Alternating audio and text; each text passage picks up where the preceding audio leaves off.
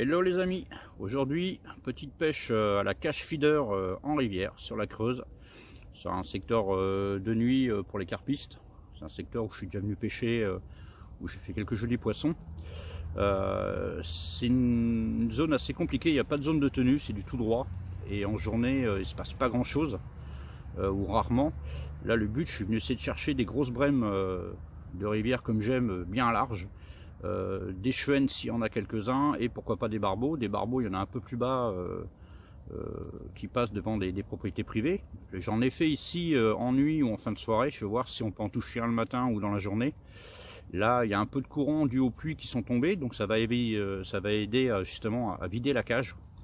Je vais essayer de pêcher à plusieurs distances. Là, je commence sur la berge d'en face comme je fais d'habitude, et petit à petit en journée, je vais faire plusieurs vannes d'eau en fait, essayer de chercher si le poisson il y en a sur le secteur, où est-ce qu'il pourrait se trouver. Donc le challenge c'est au moins de faire une brème dans la journée.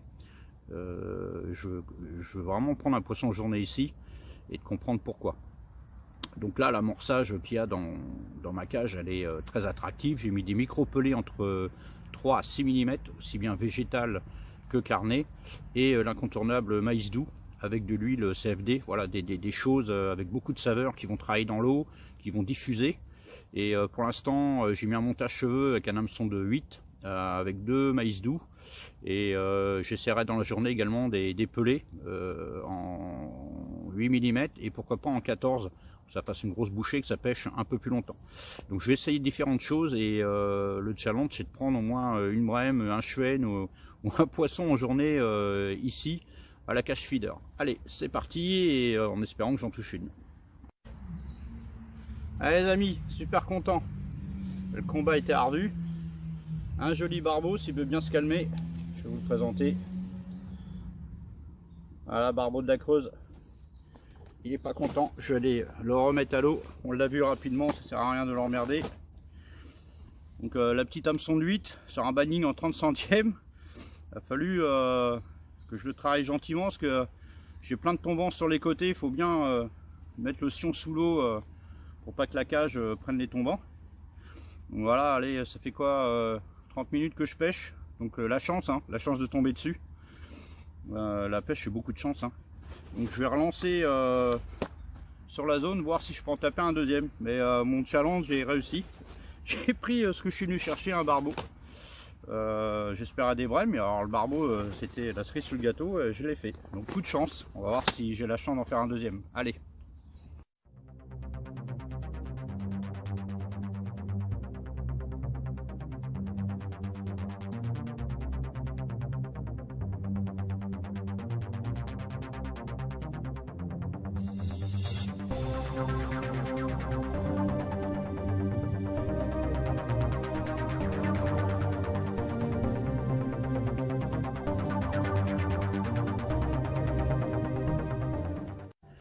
Allez, un joli barbeau de rivière.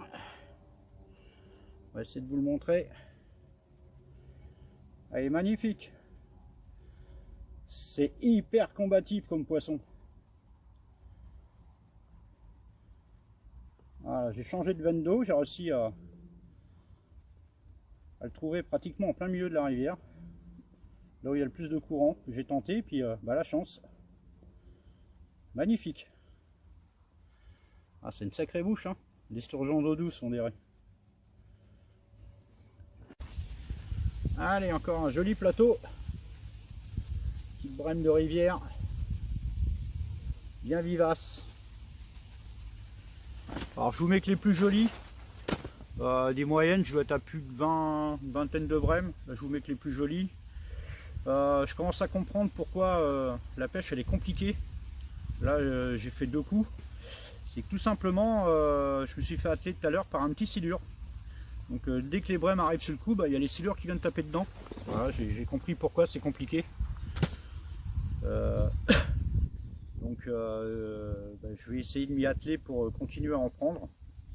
Le silure sur l'hameçon de 8 avec du 25 centièmes, il m'a explosé. Mais là derrière, on voit là où il y a les...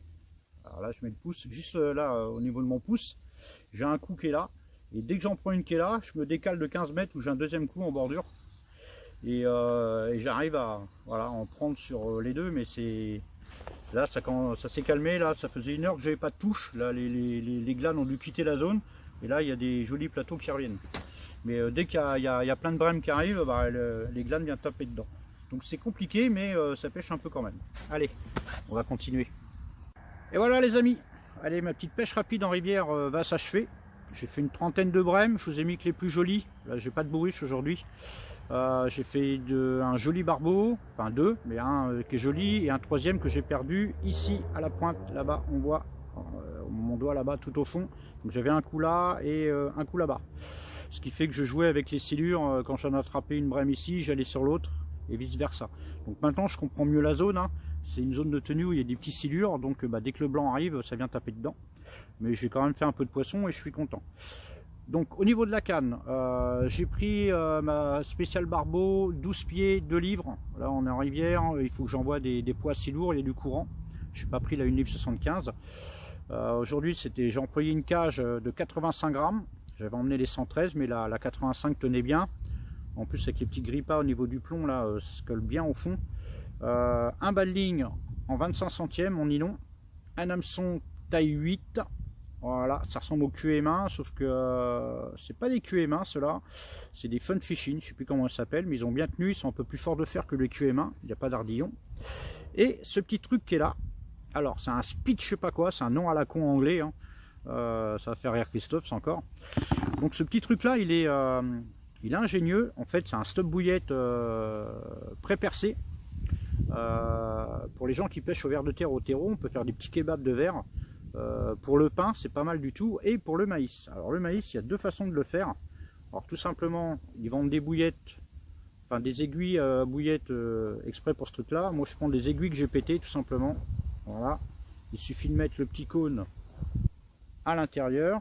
Donc au niveau du maïs, il y a 2 façons. Ou on en prend un et on le met dans sa longueur, tout simplement, comme ceci. Voilà, ça vous donne une présentation avec un grain de maïs. Voilà. Ou ce que j'ai fait aujourd'hui, je voulais faire des bonnes bouchées. En rivière, je pêche souvent avec 2 maïs. Donc tout simplement, je vais les mettre dans le travers. Voilà, on en prend un. Et un deuxième, on pourrait même en mettre 3, hein. Après il suffit de régler la longueur de son cheveu. Et voilà, et ça donne ceci en présentation, une belle bouchée. Voilà, simplement un stop bouillette incorporé. Et voilà, c'est comme ça que j'ai fait mes barbeaux et toutes mes brèmes avec des grosses bouchées comme ça. Au niveau de l'amorçage, il m'en reste un peu.